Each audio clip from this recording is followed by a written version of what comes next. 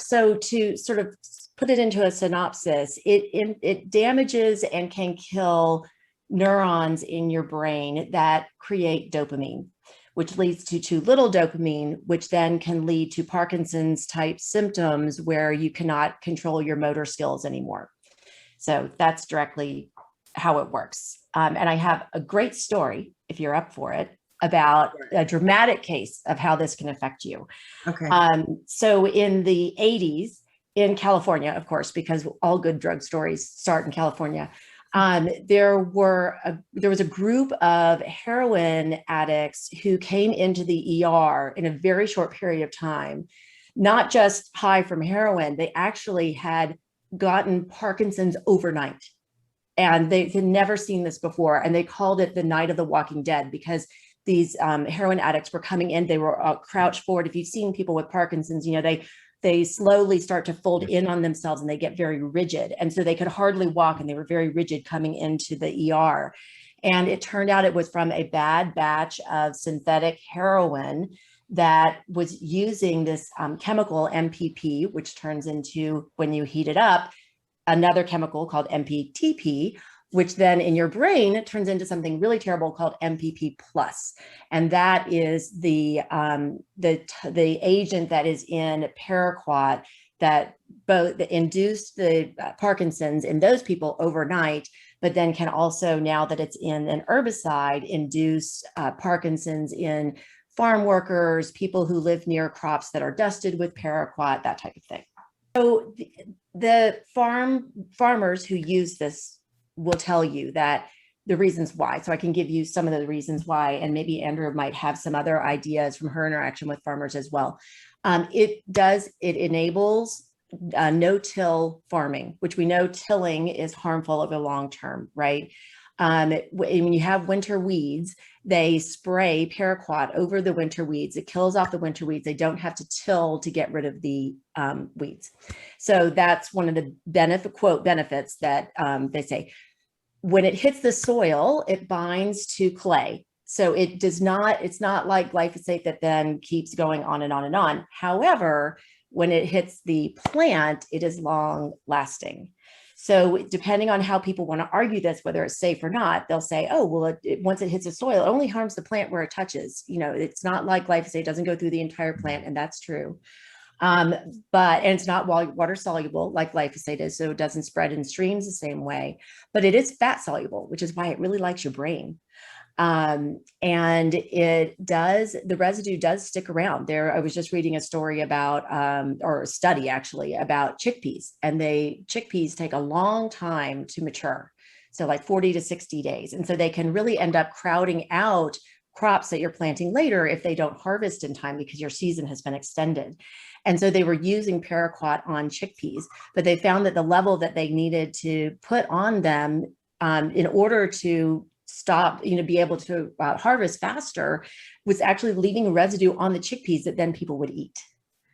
So again, like many of these things, there's different ways to tell the story. There's a way if you are worried about it, and there's a way if you don't want people to be worried about it.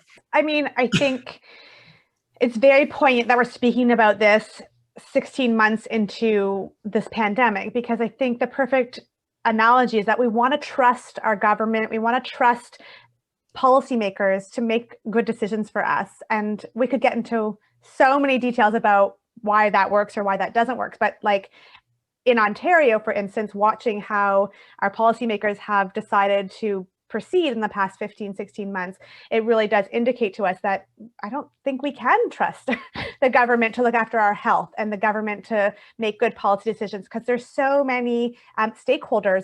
And so I think when it comes to eating well or understanding what's in our foods, it's the same thing. The people I work with are exhausted. They're trying to get pregnant. They're trying to run families.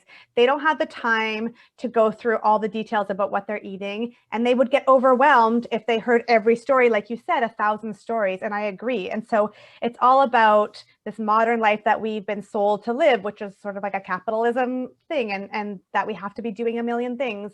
And we don't have time to grow our own food or to understand about who's growing our food or what's in the foods that we eat.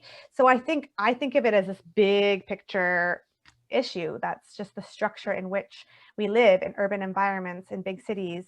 Yeah, I have I would pull back even farther than Stephanie. So I really appreciate so much Colleen's scientific perspective. And I actually didn't know anything about paraquat. I knew a lot about glyphosate. I didn't know anything about paraquat. And just one quick comment about that, which is no-till farming is an important piece of agricultural response to the problems with climate change, the problems with food growing and climate change. But if you don't change the rest of the farming practices, no-till farming is not going to have any effect whatsoever. So if you're still growing huge monoculture crops, in factory farm conditions, and you're like, but we're not tilling. Well, good, but you're also not. But then you have to use certain chemicals and things because you haven't actually thought about the ecological system that you're trying to work with, and you're actually working against it. So that's one piece that I want to respond to. Then there's Stephanie's, I feel it so much, that sense that what are we supposed to do? These women you're dealing with are exhausted.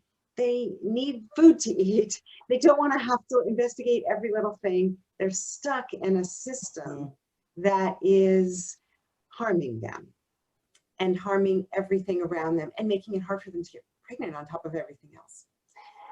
So I take a step even further back. Why aren't we more alarmed? We're not more alarmed because that's not the story we live within. And so I would say, my teaching is all my teaching and research is around healing what I call the wounds of separation, the separation of mind, body, and earth. That is fundamental to Western culture. It's fundamental to capitalism as well, but capitalism is an outgrowth of Western culture. So my goal with my teaching is to help my students, and then with my writing, et cetera, to help others see those interconnections that we are really not meant to see in the stories that we live within. And we live within a story where, the work I was doing this morning is I'm working on thinking through the creation myth that has shaped this culture, and the myth of the Garden of Eden. And these are stories about how we are above, and we human beings are above and beyond the living earth.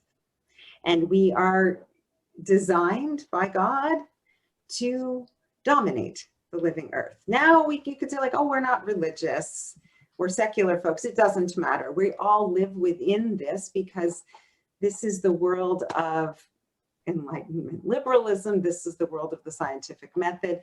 This is the world of capitalism. It's all sort of founded in these stories. So I would say that we need to do the testing and reassurance that Colleen can do, the healthcare that Stephanie can do, but we also, in order to even begin to imagine changing the farming practices, changing the food system, changing, et cetera, we need to be thinking a lot about the stories we live within. Absolutely.